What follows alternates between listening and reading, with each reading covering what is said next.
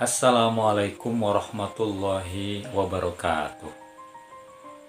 Berbicara tentang etika, ya. Etika dalam menyikapi perbedaan.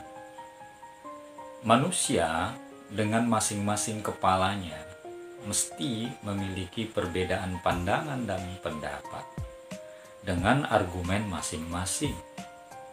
Dan menyatukan sebuah pandangan atau pendapat itu bukanlah perkara mudah.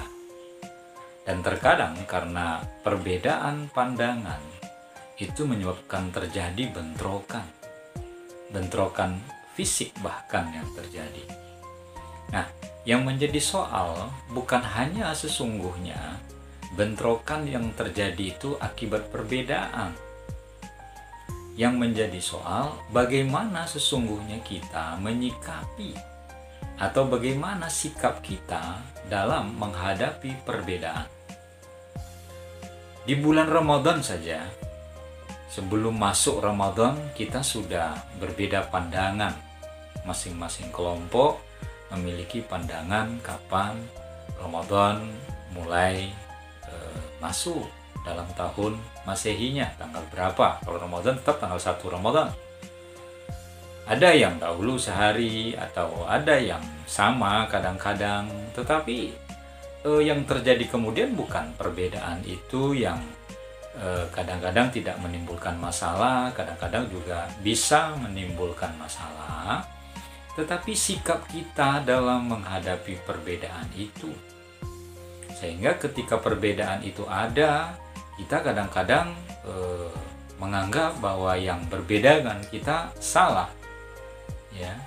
Kita menganggap orang yang di luar kelompok kita salah, dan terkadang tidak menutup juga kemungkinan bahwa ketika perbedaan itu terjadi meruncing dan membuat hubungan tidak menjadi harmonis, kadang antar masyarakat, kadang antar kelompok organisasi, dan kadang antar person orang. Nah, saudara-saudara sekalian, tahu bagaimana etika menyikapi perbedaan?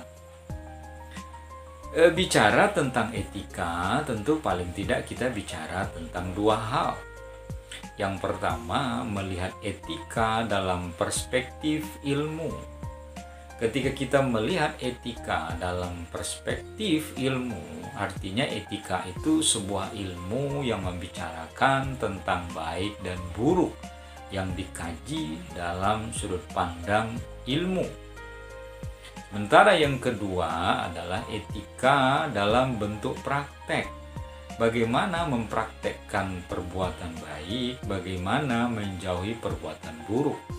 Dan bagaimana tindakan baik dan buruk itu dilihat dalam perbuatan manusia.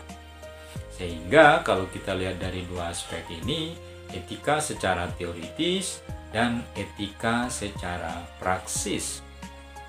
Nah, sekarang persoalan perbedaan yang terjadi di sekitar kita tentang kapan Ramadan dimulai, kapan Idul Fitri dimulai, sehingga kadang-kadang karena perbedaan metode yang digunakan menyebabkan terjadi perbedaan satu Syawal dan satu Ramadan.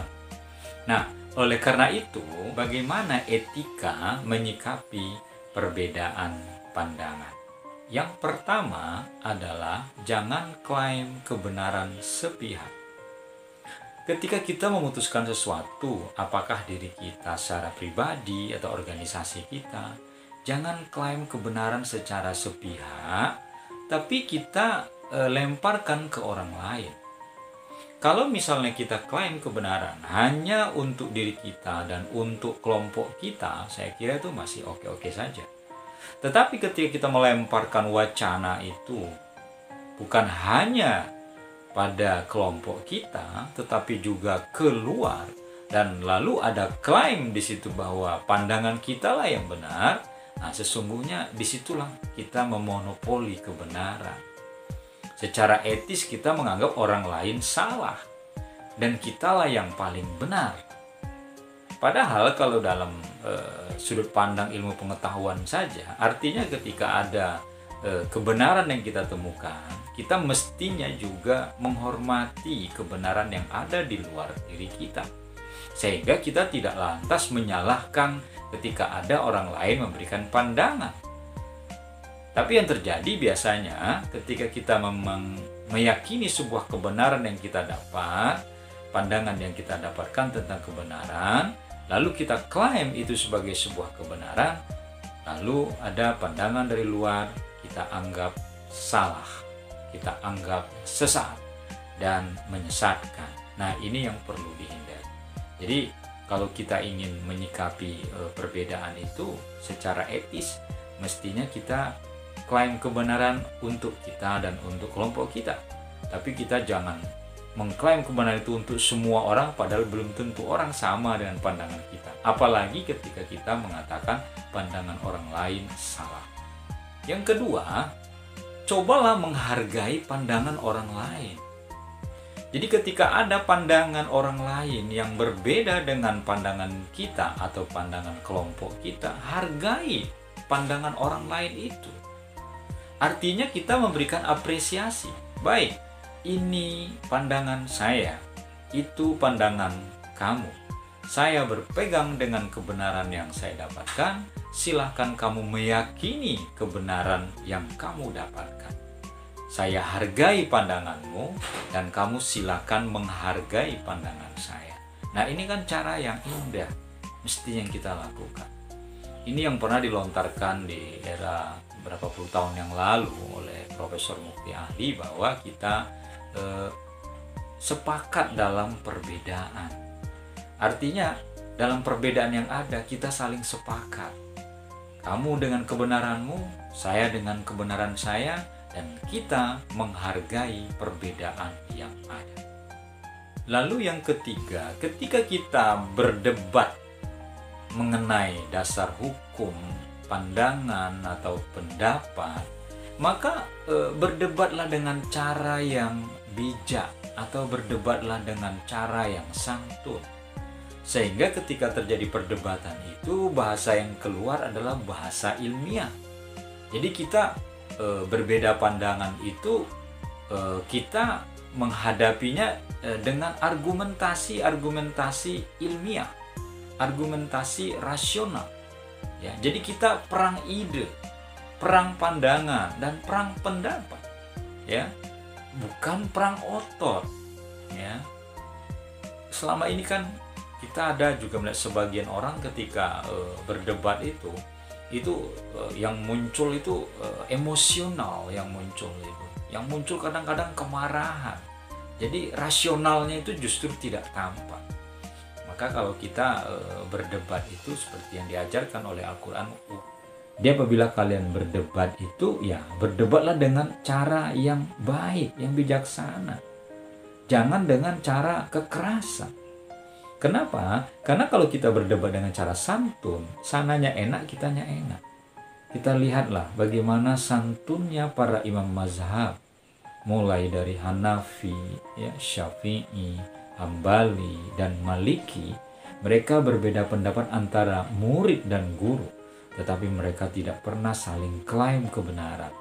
Bahkan Imam Syafi'i saja mengatakan kepada muridnya Imam Malik, kalau ada pandangan yang lebih benar daripada pandangan saya dan lebih kuat, lebih muktabar, ya, maka itulah mazhab saya. Luar biasa mereka menghadapi perbedaan. Tetapi kenapa kita kadang-kadang menyikapi perbedaan yang ada dengan gontok-gontokan, ya, sebagian, tidak semua juga seperti itu. Lalu yang keluar adalah bahasa-bahasa yang tidak bahasa orang ilmiah, tapi bahasa-bahasa kasar yang kadang-kadang menyudutkan bahkan terhadap kelompok tertentu. Nah, ini kan menurut saya sangat tidak etis, ya, ketika kita mudah sekali mengobrol-obrol itu ahli neraka itu. Belajarlah kita bagaimana kita tidak mudah mengkafirkan orang, menyesatkan dengan ucapan sesat. Karena kalau kita sendiri dikatakan orang dengan ucapan seperti itu, apakah kita merasa nyaman? Kan tentu saja tidak. Ya, sesungguhnya kelompok lain pun ketika dikatakan seperti itu juga tidak baik untuk dikatakan seperti itu. Maka dalam dialog-dialog itu, ketika kita mengalami atau menghadapi perbedaan-perbedaan pandangan, maka biasakanlah menghindari kata-kata yang tidak pantas tersebut, atau kata-kata yang menyudutkan orang atau menjelek-jelekkan orang lain. Karena memang etika itu penting dalam menyikapi perbedaan. Dengan beretika artinya kita mengemukakan akhlak di atas segala-galanya. Karena melihat seseorang itu bukan hanya dari kepintarannya, tetapi bagaimana orang itu menjunjung tinggi nilai-nilai akhlak atau nilai-nilai moral atau nilai-nilai etis. Semoga bermanfaat. Assalamualaikum warahmatullahi wabarakatuh.